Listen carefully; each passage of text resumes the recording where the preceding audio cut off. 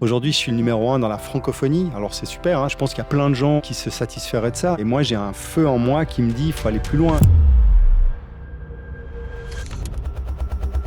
Moi, je suis convaincu qu'il y a la possibilité de créer un géant de l'humour. Ça n'a pas été fait encore. J'ai envie de faire rire la planète. On a des crises à répétition et plus il y a de crises, plus il y a d'humoristes. On a besoin de ce décalage, de cette bouffée d'air que nous amènent les humoristes. Ils arrivent à percevoir cet air du temps de manière talentueuse. À quel moment tu te dis, quand potentiellement pas grand monde a repéré les artistes que tu rencontres, tu te dis non mais lui j'y crois. Bienvenue dans le tête-à-tête des pionniers. Aujourd'hui je reçois Grégoire Fureur. Bonjour Grégoire. Bonjour Fred. Alors tu es un visionnaire de l'humour, non seulement parce que tu as fondé il y a plus de 30 ans le Montreux Comédie Festival, mais aussi parce que ton activité consiste en fait à aller te balader sur toute la planète pour rechercher, repérer, recruter les grands humoristes de demain, ce qui revient en quelque sorte à prévoir l'avenir par les tendances et par l'humour. Donc Anne Roumanoff, Laurent Gérard, Eric et Ramsey, Gad Elmaleh, Blanche Gardin, Éric Antoine, Jérémy Ferrari, Anthony Cavana, j'arrête là la liste, Paul Mirabel, tous sont passés sur tes planches et tu en as révélé quelques-uns, tu en as propulsé quelques-uns. Pour les dénicher, tu vas aux quatre coins de la francophonie, en Belgique, au Québec, en Côte d'Ivoire, en Afrique du Nord. Pour toi, tout le monde peut faire rire tout le monde. Et c'est paradoxalement en rendant gratuit l'accès à l'humour, grâce à une utilisation intelligente et originale des réseaux sociaux et de YouTube dès le début, et en voulant faire de l'humour un art à part entière et en confectionnant ce que tu appelles un écrin autour de l'humour, que tu as construit un véritable empire qui, lui, n'est pas une blague. Merci donc Grégoire de venir aujourd'hui dans Les Pionniers, nous partager les coulisses de ton parcours inspirant. Je suis curieux, on est tous curieux de plonger dans ton univers pour comprendre ton monde, tes émotions, ton fonctionnement, tes motivations, tes apprentissages. Et notre exploration sera agrémentée d'informations et d'illustrations de Rebecca qui viendra ici en plateau avec nous. Alors on commence tout de suite par ton parcours.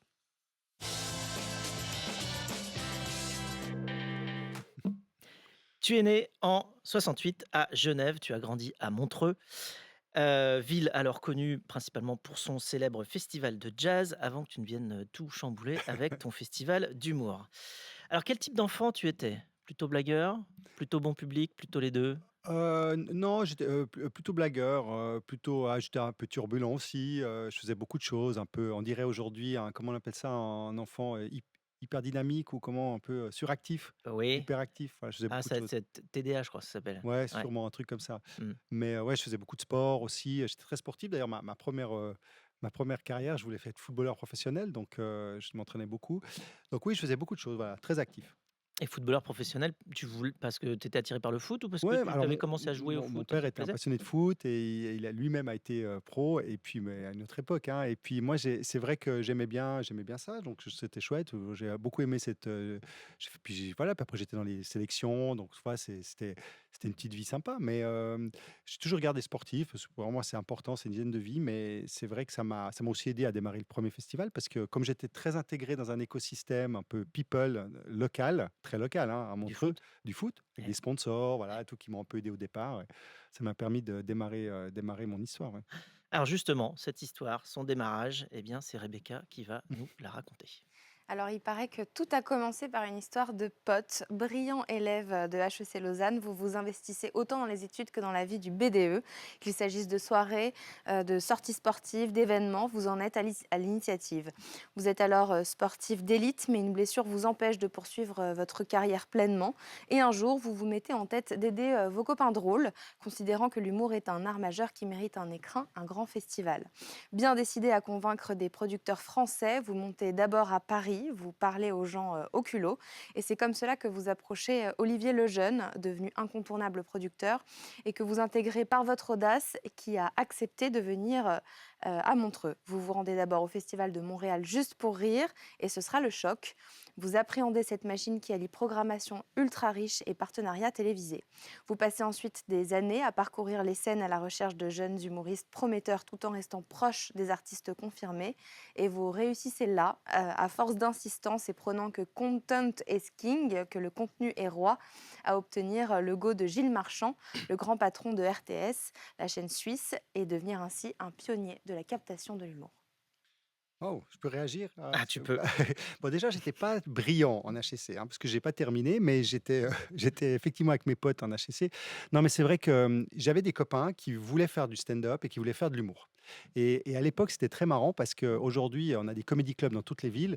À l'époque, en Suisse, mais même en France, il y avait pas de comedy club. Donc il y avait des théâtres ou des cafés-théâtres et il fallait, monter un spectacle, faire une avoir enfin, obtenir l'accord du programmateur et si on n'avait pas un track record, hein, si on n'avait pas déjà fait quelque chose, un parcours, un CV, une vidéo pour montrer ce qu'on faisait, ou enfin bon, à l'époque c'était une VHS, hein, mais je veux dire, si on n'avait pas quelque chose, c'était impossible d'être programmé dans un théâtre. Et mes copains, ben, en fait, qui nous faisaient rire, parce qu'ils faisaient eux des spectacles dans des bars et tout ça, n'avaient pas accès au marché. Donc moi, je leur ai dit, ben, on va monter un festival et puis ça va vous permettre de vous faire connaître. Donc c'est assez rigolo comme histoire. Ouais. Alors, c'est un rôle qui n'est pas tout à fait un manager, mais qui est quand même, alors tu avais des copains de rôle que tu Ouais, voulais, ouais. faire connaître au plus grand nombre, mais comment tu fais pour, convaincre quelqu'un comme Olivier Lejeune à Bah, l'époque en de fait, la classe, hein, ouais. dont on Alors, se enfin les plus ouais, anciens d'entre nous ouais. se souviennent de la classe avec Fabrice, et Olivier Lejeune? Ouais, exactement. Bah, en fait, au culot, vraiment. Mais moi, j'ai fait ça quasiment toute ma vie, c'est-à-dire aller voir les gens,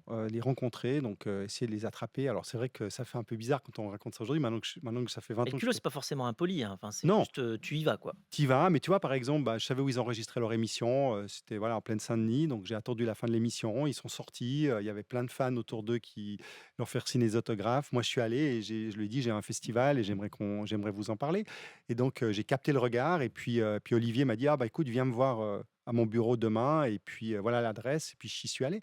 C'est lui qui t'a dit, «J'ai pas bien compris ce que tu voulais faire, mais j'ai envie de te suivre»? Ouais, il y en a pas mal qui m'ont dit ça. Il y en a pas mal. C'est donc comment tu fais? C'est-à-dire que quand tu pitches ton idée, c'est un peu c'est clair, c'est plutôt, comment dire? Adapté à l'auditoire et donc tu t'adaptes en fonction des remarques et donc c'est ça qui rend la chose peut-être, Bah, moins structurée et qui fait qu'on se dit: ouais, «Bon, ce gars-là, il est motivé, mais je pense que c'est un j'ai peu pas bien ça. compris ce qu'il Après fait». tu sais, moi, j'ai toujours dit, par exemple, l'humour est international. Donc, tu vois, là, je crois qu'on m'a dit, la phrase qu'on m'a le plus souvent il y a 2 choses qu'on m'a dit dans ma vie, c'est: «Mais à part ça, tu fais quoi dans la vie?» Mmh. Donc quand même Ah oui, déjà bah, montrer ça, je peux que te dire qu'au début de Blablacar, on me le disait aussi, hein, on me voilà, bon disait et donc c'était vraiment ça, donc on pouvait pas imaginer que j'en fasse ma vie. Donc mais ça a duré pendant près de 20 ans, hein. Je pense qu'il y a encore des gens aujourd'hui qui me posent la question en Suisse de savoir, à part ça, je fais quoi dans la vie? Et puis la 2e chose qu'on m'a dit aussi le plus souvent, c'est, «Ouais, mais l'humour, ça s'exporte pas, c'est trop personnel, c'est trop local» et cetera. Puis donc on m'a dit: «Mais ça marche pas l'humour international» et ça, je pense que c'est vraiment quelque chose qui est fondamentalement ancré chez les gens. Je suis sûr que s'il y a des gens qui nous écoutent aujourd'hui, je suis convaincu que 80 des gens, pensent que ça s'exporte pas et que c'est local et on rit pas de la même manière, en France et en Suisse. Et tout ça est vrai, c'est ce que je leur ai toujours dit, bien sûr que c'est vrai, mais il y a tellement de choses qui nous rapprochent que si on regarde simplement ce qui nous rapproche plutôt que de ce qui nous sert, un marché mondial à conquérir. Et ça, bah, souvent les gens comprenaient pas trop ce que je disais en me disant: «Oui, bah, OK, bon, bah, nous on n'est pas vraiment du même avis, mais tu as l'air tellement convaincu de ce que tu dis que, bah, on va te suivre en fait». c'est ça. Mais alors, c'est quoi la part de vision pure, et la part de motivation et la part d'inspiration aussi? Tu t'es Mmh, inspiré un peu de d'autres choses qui mmh. pouvaient exister parfois? Enfin, vu que tu es allé à Ou Montréal. ouais, ouais, ouais, bah, oui, bah, la vision, bah, je pense que la vision, c'est absolument tout, hein. C'est-à-dire, moi, ce que j'appelle aussi l'intention. C'est-à-dire, Mmh. tu vois, c'est quoi l'intention? C'est vraiment, il faut jamais quitter cette ligne, en fait, tu vois? C'est, moi, par exemple, je sais qu'aujourd'hui, j'ai envie de faire rire la planète. Mmh. Aujourd'hui, je suis le numéro un dans la francophonie. Alors c'est super, hein, c'est sur 3 continents, on touche 300-400 millions de personnes, pas 400 millions de francophones pas dans le monde. Et puis, je pense qu'il y a plein de gens, qui se satisferaient de ça et qui seraient très heureux d'être le numéro 1 de la francophonie et moi, j'ai un feu en moi qui me dit: «Il faut aller plus loin, il faut attaquer le multilinguisme, il faut essayer de nouvelles choses».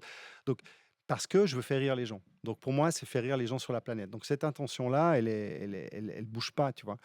Après, il y a l'inspiration évidemment, comment faire, comment y arriver, il y a le plan d'exécution. Donc tu prends des bonnes idées à droite à gauche que tu Alors constates non, qui alors fonctionnent, bah, on s'inspire tous de choses, mais par exemple, à Montréal, moi, ce qui m'a fasciné quand je suis allé à Montréal, il y a 35 ans, c'était de voir enfin, moi, j'ai découvert le mot industrie créative et culturelle. mmh, C'est un mot qui est arrivé en France il y a une dizaine d'années. Aujourd'hui, on c'est parle des c'est ICC. l'entertainment un petit peu à Ah non, non, non, l'américaine? pire que non, non, je te parle de l'industrie créative et culturelle. Vraiment, moi, c'est vraiment quelque chose pour moi qui est fondamental. C'est-à-dire de dire, c'est de la culture, Donc c'est du soft power, c'est voilà, c'est de l'humour, ça reste de la culture, mais il y a une vision industrielle derrière. Donc on crée de l'emploi, on crée de la visibilité pour des quand on fait des festivals, on dynamise un écosystème régional, donc il y a du business derrière. Mais ça reste une activité culturelle. Et moi, j'ai découvert cette activité-là au Québec. Donc je me suis dit: «OK, c'est possible d'amener cette vision en Europe». Et il y a 35 ans, ça n'existait pas cette notion-là. On parlait d'acteurs culturels. Et encore en Suisse aujourd'hui, quand on parle de ICC, on me dit: «Mais c'est quoi les ICC?» Alors qu'en fait, les industries créatives et culturelles, bah, je sais pas, le Cirque du Soleil, en Mmh. France, il y en a plein aujourd'hui, Ouais. même voilà, dans les jeux vidéo, c'est vraiment une industrie très importante qui pèse, qui a un poids vraiment important dans le PIB d'un pays développé. Et alors pendant 20 ans, tu fais grandir, ce festival. Tu es parti même, je crois avec, 1 500 francs suisses, en Ouais, poche, ouais. au tout départ. Mes Heureusement que c'était éco des francs suisses et pas des francs français, hein, tu déjà vois, c'était tu as pris un petit peu tu vois, d'avance. c'était mes économies, du foot, donc tu vois, j'étais soit un mauvais footballeur, soit ça payait moins bien à l'époque qu'aujourd'hui. Mais oui, j'avais quelques économies, Et tu as et tout j'avais investi, financé, j'ai tout acheté un seul? fax, j'ai acheté un fax. D'accord, bah, tu vois, tu avais grévé un peu le Je sais budget pas là je pour, sais pas si les plus jeunes savent c'est quoi un fax, mais j'avais acheté un fax pour pouvoir, échanger déjà avec l'international. et donc pendant 20 Ouais. ans, tu fais Mmh. grandir ce festival, mais en 2009, tu as un peu l'impression de tourner en rond. Ouais. Tu te dis que tu as atteint un palier, alors comment tu débloques la situation? Bah, tu vois, pourquoi je tournais en rond? Parce que, bah, déjà, ça faisait 20 ans que je faisais la même chose. En humour, à l'époque, tu vois, ça se renouvelait pas aussi vite que ça, qu'aujourd'hui. Tu avais un peu toujours les mêmes artistes qui revenaient, tu vois? C'était toujours un peu les mêmes têtes d'affiche. Et puis, moi, j'ai toujours, comme disait ta collègue tout à l'heure, j'ai toujours voulu mettre le contenu en avant. Donc, j'ai toujours eu un rapport avec la télévision, qui était le média, de prédilection de l'humour. Donc, souvent, bah, les chaînes de télévision me disaient: «Ah, encore les mêmes, ah, est-ce que tu peux pas te renouveler?» Puis je disais: «Ouais, mais enfin, c'est compliqué de se renouveler quand on a une dizaine de têtes d'affiche et puis chaque année, c'est un peu les mêmes». Donc je me rendais compte que les chaînes trouvaient notre produit un peu moins sexy et puis que moi, je voyais pousser une nouvelle génération d'humoristes que j'aimais beaucoup. Alors, il y a 15 ans, c'était Jérémy Ferrari, Éric Antoine, tu vas parler de Blanche Gardin tout à l'heure.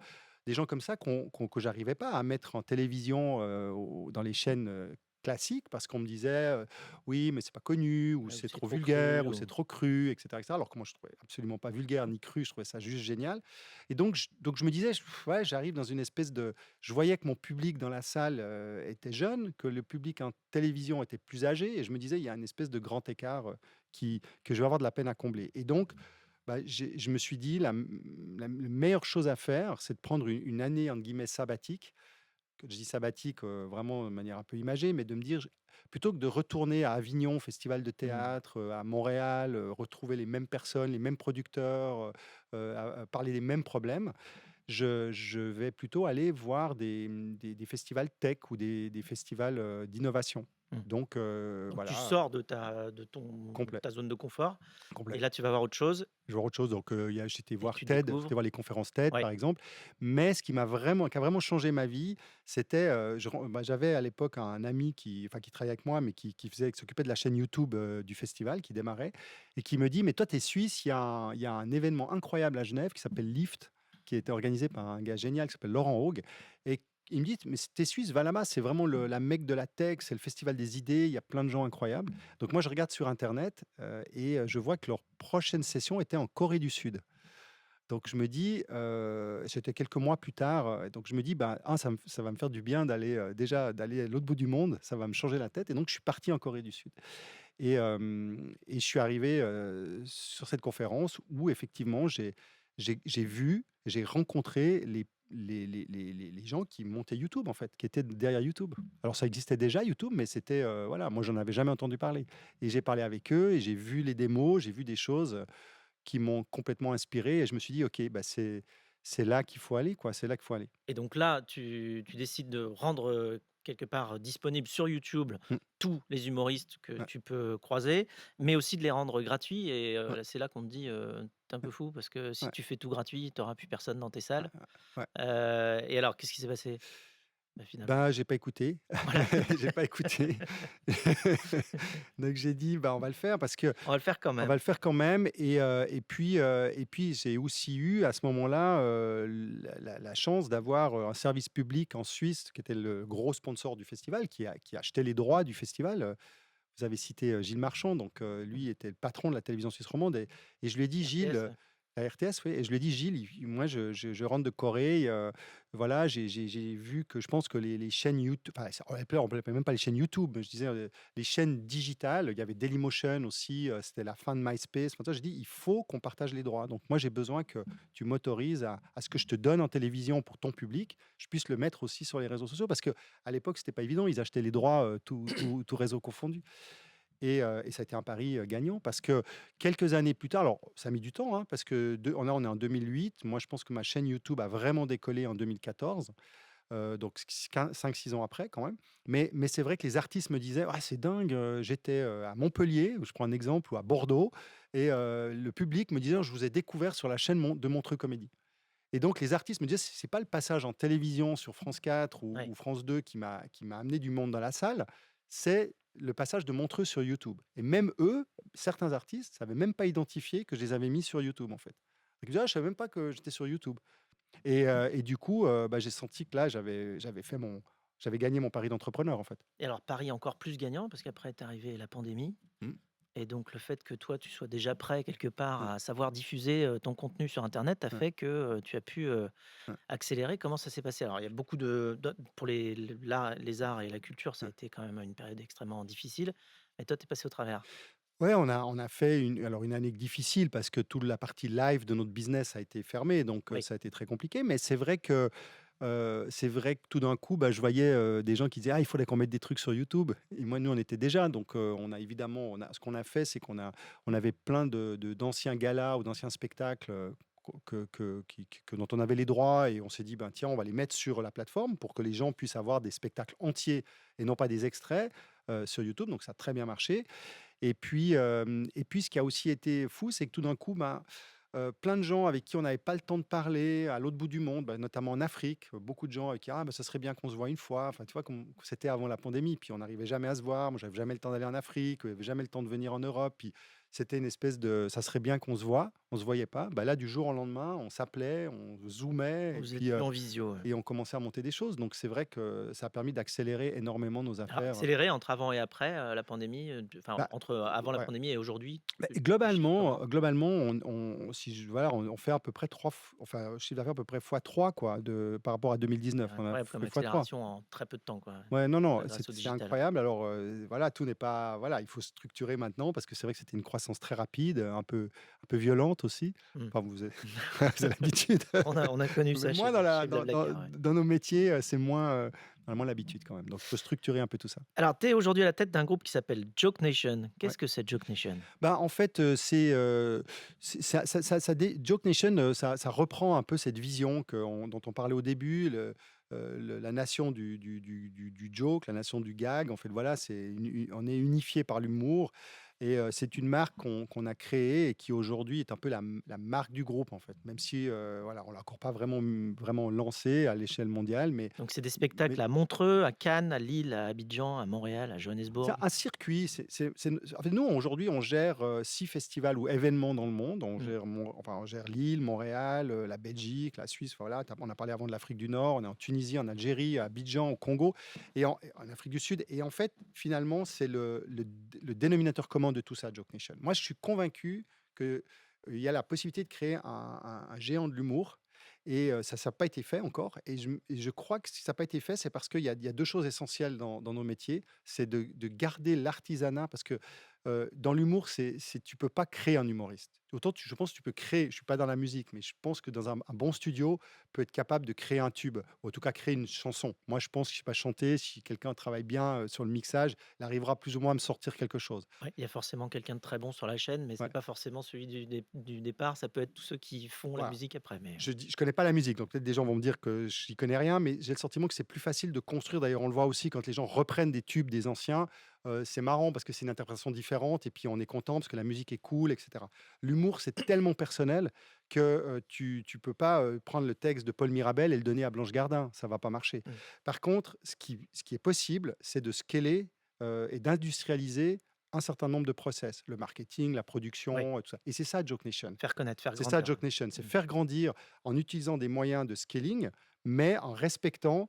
la particularité et l'ADN des individus, des régions, des villes, des pays, des continents. C'est Alors, ça tu sais Job que je Mission. milite pour le mot écheler et pas scaler, parce qu'enfin, on n'a pas de mots. Écheler, ça me va très Voilà, bien. Bah, hein, c'est merci, ça. merci, merci. Inventons-le avant que nos amis Merci, québécois ne le fassent merci, d'ailleurs. merci. Par contre, Euh, si tu es d'accord, je garde le mot comédie avec un Y, ah, à l'intention de tous les puristes de la francophonie, parce qu'on a beau me raconter qu'on a le mot français comédie, IE, oui, c'est pas la même chose. c'est pas Une pareil. comédie, c'est une pièce de boulevard, alors Mm. que la comédie, c'est du stand-up.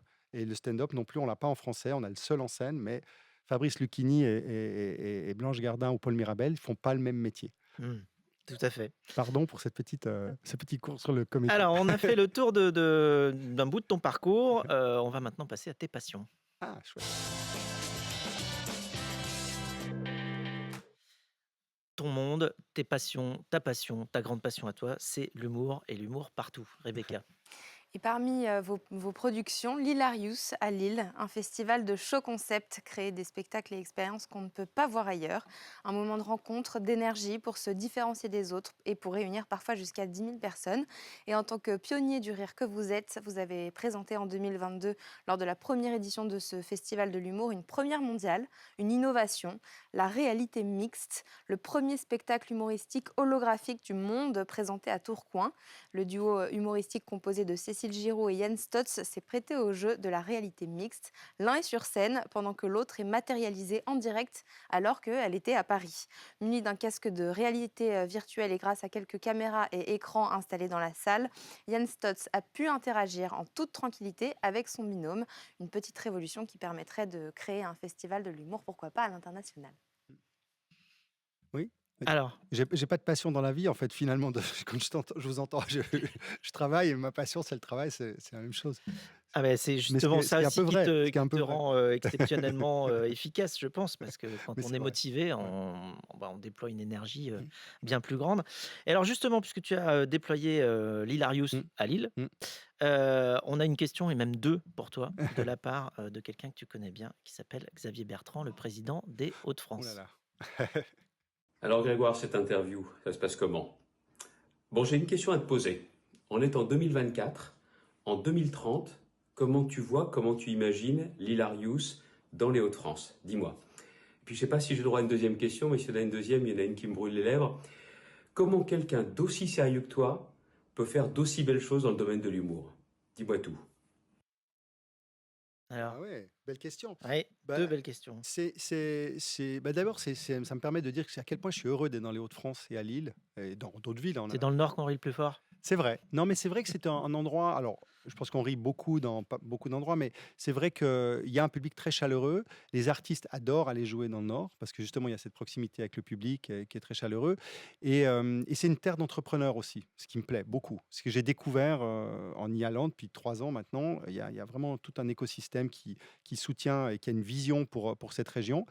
Donc, pour répondre à la question, moi, j'espère qu'en 2030, l'Hilarious sera grand festival international. Quand on s'est rencontré avec Xavier Bertrand pour la première fois, j'avais donné une feuille de route qui était de faire un festival international, déployé dans toute la région de Hauts-de-France et rayonnant dans toute la France, mais aussi avec la possibilité de travailler avec les régions périphériques ou limitrophes, hein, la Belgique, la Hollande, pourquoi pas l'Angleterre, qui est une grande terre d'humour aussi. Et puis de vraiment mettre en avant cette innovation qui est essentielle dans tous nos métiers, hein. Dans tous nos métiers, mais c'est vrai que ce qui est fondamental dans notre domaine, c'est d'essayer des choses. On parlait avant de la réalité virtuelle, la réalité augmentée, le spectacle holoporté. On peut en parler pendant, on peut faire des réunions, en parler avec des ingénieurs. Il y a un moment donné, il faut le faire dans l'humour. Et c'est Toi, là tu qu'on voit que si ça procrastines pas marche. beaucoup, hein. Quand tu as envie de faire un truc, Non, tu le fais, hein. j'aime bien avoir une idée et la faire. Et puis, si ça marche pas, on arrête, on Oui. corrige. Et si ça marche, on garde. Et c'est vrai que l'Hilarious nous permet justement de tester des choses. Alors, tu as été justement pionnier dans la captation des spectacles pour la télé, puis avec la diffusion massive et gratuite sur YouTube. Aujourd'hui, tu lances les hologrammes en mixant l'humour et la technologie grâce à l'holoportation. Donc, l'humour demain, c'est quoi pour Alors toi? moi, je suis convaincu que l'humour demain, c'est le multilinguisme. Donc là, on a créé à Montréal et on l'a refait à Lille aussi un concept qui s'appelle Babel, où on avait 10 artistes, 7 qui parlaient français, mais qui venaient de plusieurs régions de la francophonie, et 3 qui venaient d'une région non francophone et qui ont fait leur set en langue étrangère. Donc on avait l'anglais, l'espagnol, l'arabe, on a testé, avec des gens qui avaient des casques de traduction dans la salle, et un humoriste qui parlait les 2 langues, qui lui traduisait l'humoriste sur scène. Et on a vu que, en fait, ce qui était incroyable, c'est que les 3 personas, en fait, ont eu du plaisir. Le public était ravi de découvrir un humoriste Et c'est brésilien. pas traduit en temps réel. C'est traduit en temps réel. C'est-à-dire que le traducteur arrive à retranscrire Ouais, avec humour ouais. La traduction, la traduction. Mais pour exactement. les jeux de mots, il est peut-être un peu coincé de temps en Bah, temps, mais bon, alors, et après, ils trouvent, parce qu'en fait, ce qui a marché, donc on a essayé plein de formules, et en fait, justement, avant, on a testé, on a jeté, on a déchiré, on a refait. Et en fait, bah, c'est fondamental que le traducteur soit humoriste, parce qu'il faut qu'il ait le rythme mmh, de l'humoriste sur scène. Et puis, ensemble, quand il y a justement un problème de jeu de mots, ils essaient de discuter en amont, ils discutent en amont pour dire, OK, comment on peut faire passer cette intention, comment on peut faire passer cette émotion-là, et comment on peut faire passer cet humour-là. Et après, il y a 3 expériences qui sont réussies. Le public est ravi de découvrir un humour qui vient d'ailleurs, avec une autre thématique. L'artiste sur scène, bah, découvre un nouveau public et agrandit finalement, sa zone de chalandise d'une certaine manière. Et puis, il y a l'humoriste qui traduit. Lui, il a aussi du plaisir parce qu'il voilà, il fait un nouvel exercice. Donc ça, moi, je crois énormément à ça. Je crois vraiment à ça. Et puis il faut suivre, évidemment de manière très, très, très, attentive, bah, l'IA, les progrès de l'IA. Nous, on a fait des tests maintenant de traduction d'humoristes francophones avec de l'IA. C'est bluffant. Un humoriste, moi j'ai fait des tests avec Jérémy Crédville, par exemple, et je lui ai montré Jérémy Crédville avec sa propre voix, son propre sketch en anglais. Il était bluffé. Il m'a dit, mais c'est incroyable, c'est ma en voix. gardant l'intonation, comment Garde comment tu fais pour l'intonation, les il y a même blagues, le labial et tout ça. Donc, de nouveau, il y a un humour qui est traduit. Quand tu fais un humour de situation, quand tu dis que tu es pris dans le bouchon entre Mmh. Lille et Paris, bah, tout le monde comprend. C'est vrai que si tu parles de jeux de mots, c'est plus compliqué. Mais je veux dire, il y a tout d'un coup la possibilité pour un humoriste francophone de jouer, de toucher 7 ou 8 milliards de personnes sur la planète. Donc c'est un enjeu énorme en fait. Alors, c'est quoi la méthode, Führer, pour, dénicher les humoristes? Parce que bon, on a vu la liste, c'est impressionnant, tu fais comment? À quel moment tu te dis, quand potentiellement pas grand monde a repéré les artistes que tu rencontres, tu te dis: «Non mais lui j'y crois» ou «Elle j'y crois»? Bah, alors, d'abord, j'ai une équipe, je suis pas tout seul. J'ai Ouais, une grosse équipe avec moi. On fait aussi, ce qui est très important, énormément confiance aux artistes eux-mêmes. Par exemple, quand on fait un show à Montreux et on va demander à, je dis n'importe quoi, à Artus ou à Jérémy Ferrari d'être le maître de cérémonie, lui va nous dire: «Tiens, j'ai rencontré telle personne qui est super intéressante». Alors souvent, on les connaît, d'accord. mais des fois, on les connaît pas, et c'est souvent un bon signe. Quand on les connaît pas et que l'artiste nous dit: «Moi, j'ai repéré un tel» ou «Je lui ai fait faire ma première partie dans tel endroit». Donc déjà, on va se nourrir de ça.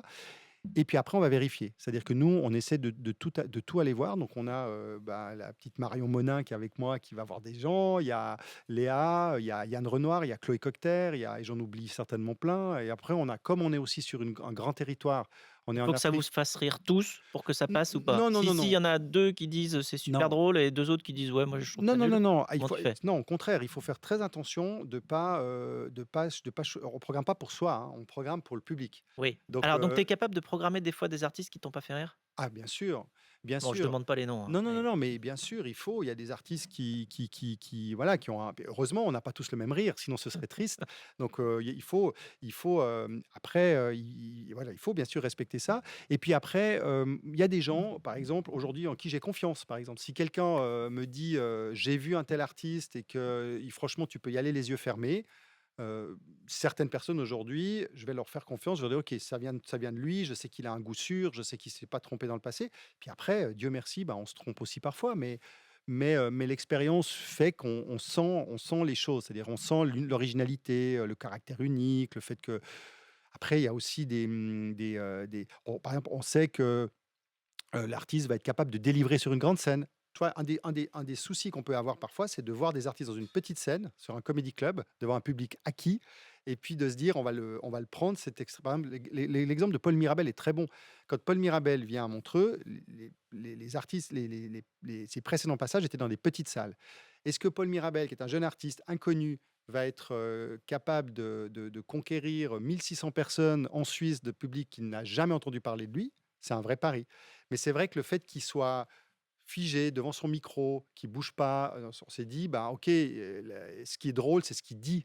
Et ce qui est incroyable, c'est ce qu'il dit versus son physique. C'est ça. Donc on s'est dit que ce soit une petite salle ou une grande salle, la magie va opérer. C'est un pari qui a été plus que gagné, mais voilà, c'est quand même un travail où on réfléchit beaucoup en amont à ce qu'on fait. Et puis où on essaie toujours de sentir quel est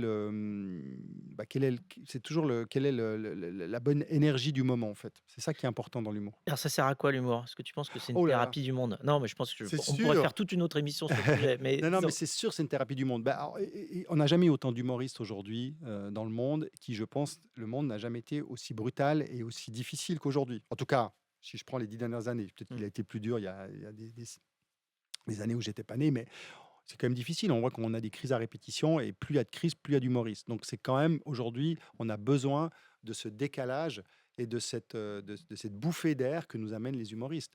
D'ailleurs, à qui je tire toujours un énorme chapeau parce que être capable de rire aujourd'hui de situations aussi dramatiques Ouais. que celles qu'on connaît, bah, chapeau, parce Mmh. qu'ils arrivent à percevoir cet air du temps de manière talentueuse. Merci pour ce partage de passion. On passe maintenant à la séquence rapide de cette émission qui s'appelle le Quizella. Alors le Quizella, voici les règles. C'est assez simple, je te pose des questions, tu réponds le plus vite possible. Ok.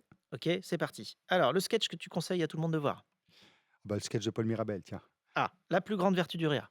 Faire passer les difficultés avec beaucoup de décalage et de hauteur. La personne qui peut te faire rire à n'importe quel moment? Artus.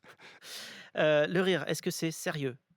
Oui, ah oui, très sérieux. Faire rire est un métier extrêmement compliqué, et ça pardonne pas. Et c'est le seul, art où le résultat, tu le vois tout de suite. Tu ris ou tu ris pas. Ah oui, c'est Tu sûr, peux c'est pas immédiat. passer un bon moment avec un humoriste, mais pas rigoler. Alors que tu peux aller voir un concert, avec une bière, ou voilà, rencontrer un pote, puis dire: «Ah, c'était cool, j'ai passé un bon moment». Mais pas dans le rire. Le rire, c'est vraiment une énergie, qui vient du ventre, donc c'est très difficile.